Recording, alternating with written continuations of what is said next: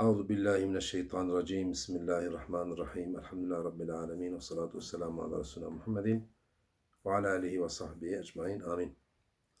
Evet, bu dersimiz yine hasta ve hastayla ilgili bazı elemler ve cerihalar ve acılar hangi azada olursa Efendimizin bazı duaları vardır. O duayı okursanız sağ elini o ağrıyan yerlerin üzerine koyarsanız Allah'ın izniyle şifa bulur.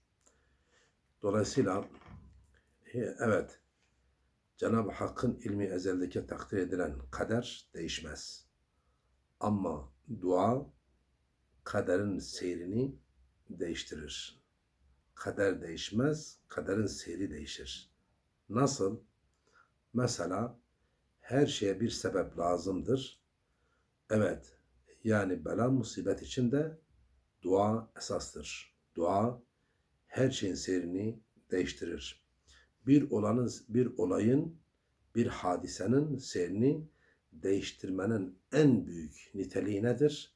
Kesinlikle duadır. Mesela yani şimdi Cebrail gelse dese ki sen cehennemliksin. Ben imanım gereği, itikadım gereği evet kesin böyle bir haber gelse dahi yine zerre-i miskal kadar itikadımdan vazgeçmeyip yine Allah'a kulluk ve duada ısrarcı olmalıyım ve duaya devam etmeliyim. Öyleyse bir hastalık, bir bela, bir musibet geldiği zaman biz de kesinlikle duadan bir an bile uzaklaşmamamız lazım. Daima dua etmeliyiz. Çünkü dua her şeyin seyrini değiştirir. İşte şimdi bakın yine Efendimiz Aleyhisselatü Vesselam yine Cami-i Sagir'de böyle bir hadis var. Diyor ki Da' yemineke alel mekanillezî teştekî femsah biha seb'a merratin ve kul a'udhu bi'izzetillahi ve kudreti min şerri ma ecidu fi kulli mesha. Evet, diyor ki sağ elini koy. O azaki ağrıyor, o ağrıran, o elem çeken azanın üzerine sağ elini koy ve mes'ed ve 7 sefer bu duayı oku. Her seferde mes'ed. Dua Euzu bi izzetillahi ve kudretihi min şerri ma ecidu fi kulli mes'atin. Allah'ın izniyle sen hiçbir şeyin kalmaz. Demek ki yani bizim asıl vazifemiz duadır. Belki duanın da duası nedir? Hastalıktır. Mesela bir adam hasta olur ve dua eder, der ki ya Rabbi bu hastalığı benden kaldır. Evet, o dua evet o hastalığı kaldırmaz. Neden? Çünkü hiçbir dua yoktur ki başka bir duayı ne yapsın? Engellesin. Yani hastalık ne yapar? İnsanı Allah'a yaklaştırır. Asıl dua nedir? Evet, Allah'a sığınmaya vesile olan o hastalık. O bir duadır. Öyleyse hiçbir dua başka bir duayı ne yapamaz? Evet, engelleyemez ve ona bir nokta koyamaz. Niye? Şimdi biraz sonra söyleyeceğiz zaten. Çünkü yani bir dua mesela diyor ki evet dua hastalığın ademine sebep olsa dua o hastalığın ben hastayım ben dua ediyorum yani bu hastalığı benden kaldır. Duanın vücudu kendi ademine sebep olur. O hastalık bir duadır. İkinci bir dua o duayı engellemek bu mümkün değildir. Böyle bir şey olamaz.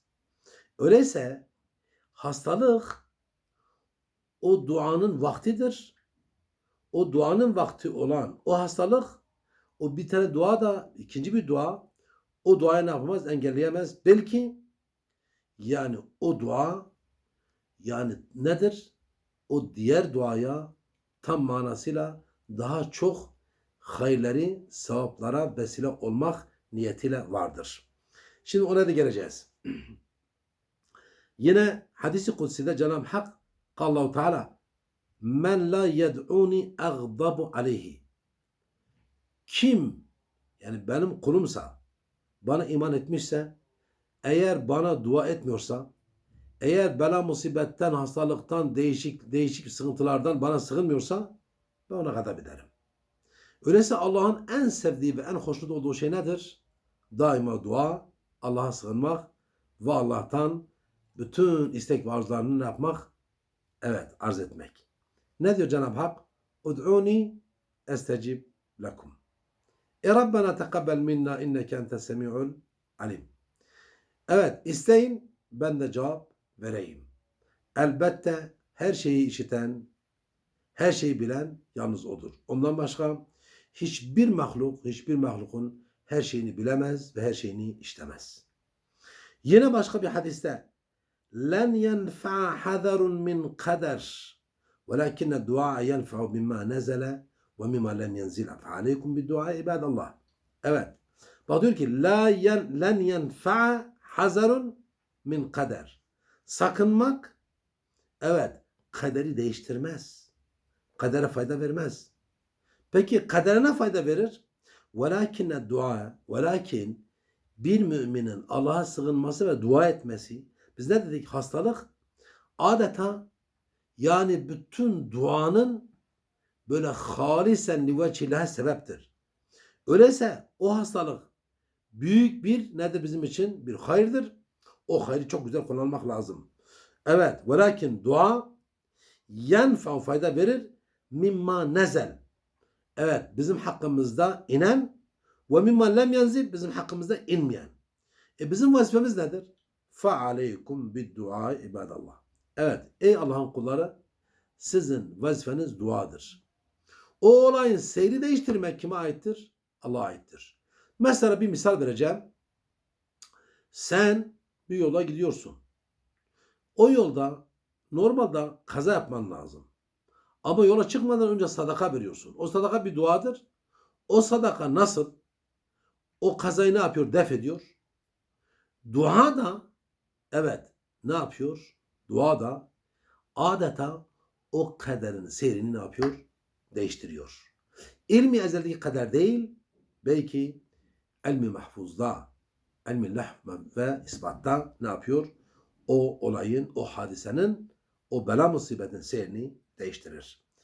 Evet, Cenab-ı Hak Efendimizin her bir hadisini kendine rehber eden müminlerden eylesin. Üstad o zaman da 17. dava hakikaten yani çok faydalıdır. Allah istifademizi inşallah ziyade eyleye. Ey hastalık vasıtasıyla hayırları yapmamaktan şakva eden hasta. Ben hastalandım da ben hayır yapamıyorum da ben birçok hayırlerden ne oldum? Uzaklaştım. Hiç şakva etme. Neden? Şükret. Belki tam tersine Allah'a teşekkür et. Hayratın en halisinin kapısını sana açan hastalıktır.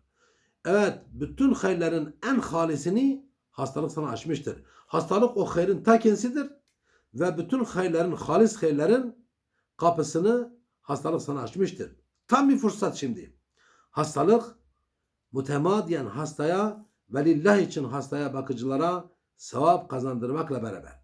Hastalık aynı zamanda Allah için hem sana sen hastasın hem de sana bakanlara büyük bir hayır kapısını açmıştır. Duanın makbuliyetine en mühim bir vesiledir. Aynı zamanda birkaç yerde dua kabuldür. Yine hastanın duası kabuldür. Hastaya hizmet eden de hastanın duasını alarak büyük sevaplara, büyük hayırlara imza atar. Öyleyse üzülme ben hayır etmedim, hayırdan uzaklaştım değil, belki tam hayrın ortasındasın. Evet, hastalara bakmak ehli iman için mühim sevabı vardır. Maşallah. Hastaların keyfini sormak. Fakat hastayı sıkmamak şartıyla ziyaret etmek aynı zamanda o ziyaret de sünnet-i seniyedir. Efendimizin sünnetidir. Kefaret-i zunub olur. Geçmiş günahlara kefaret olur. Hadiste varittir ki hastaların duasını alınız. Neden? Çünkü onların duası Allah katında makbuldur. Duaul maridi indallahi makbulun. Bahusus hasta, özellikle hasta Akrabadan olsa, yani baba ana özellikle olursa, vay be. Hususen peder ve valide olsa, onlara hizmet mühim bir ibadettir. Onlara hizmet etmek en mühim ibadetlerden biridir. Mühim bir sevaptır. Çok büyük bir sevaptır. Bir kazançtır. Hastaların kalbini hoşnut etmek, teselli vermek mühim bir sadaka hükmüne geçer. Aynı zamanda nedir? En mühim sadakadır.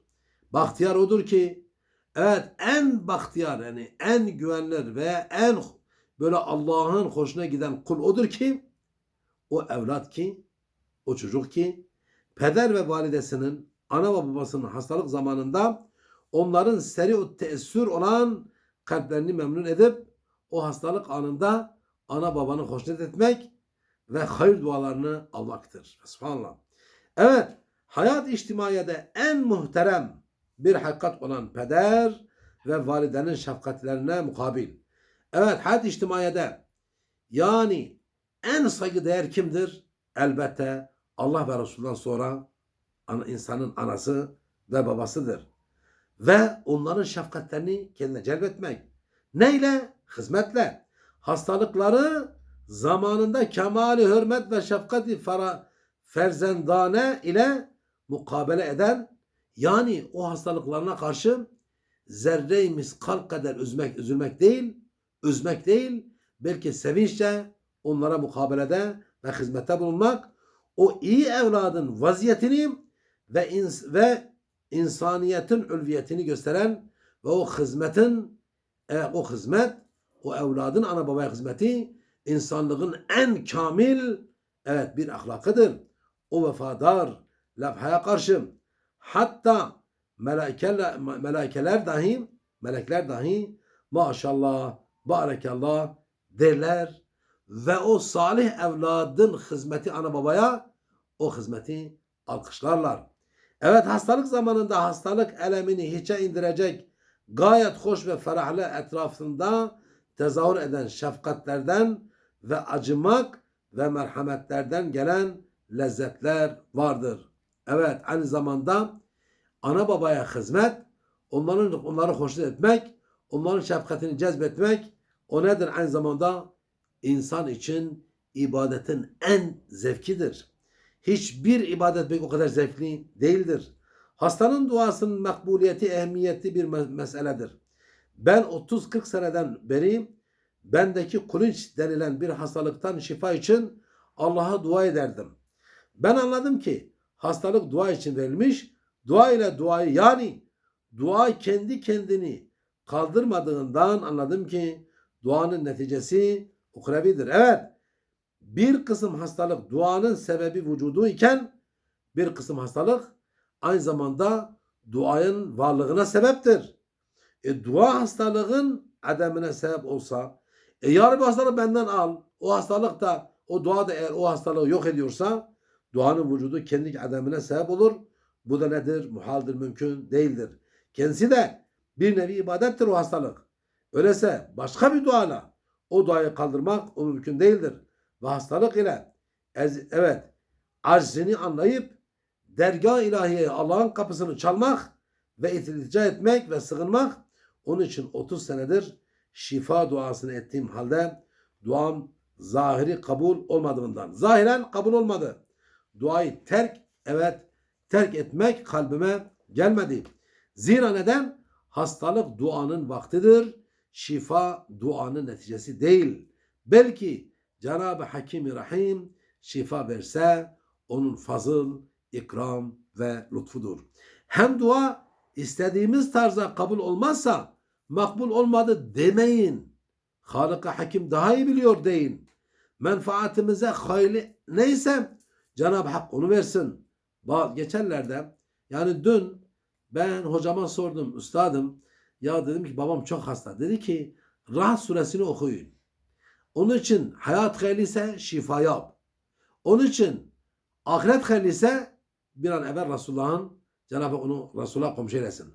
Bazen dünyaya ait dualarımızı menfaatimiz için ahiretimize çevirir. Öyle kabul eder. Her neyse hastalık sırrıyla hulusiyet kazanan, hastalıktan dolayı halis, yani ihlası kazanan, hususen zaaf ve acizini, yani acizliğini ve zaafını idrak eden ve tezellül ve ihtiyaçtan gelen bir dua, evet o ihtiyaçtan gelen Allah'a karşı bir sığınmak bir dua kabule çok yakındır. Allah yani onun duasını kabul eder. Neden? Çünkü aciz ve fakirle dua eden adam mutlaka onun duası makbuldur. Hastalık böyle halis bir duanın evet madenidir, medardır. Hem dindar olan hasta hem hastaya bakan müminler de bu duadan kesinlikle istifade edilmelidirler. Cenab-ı Hak her hal hareketimizde evet bizim ahiretimiz için her faydayı bizlere nasip ve müyesser eylesin. Ve sallallahu aleyhi ve sellem Muhammedin ve ala aleyhi ve sellem. El Fatiha.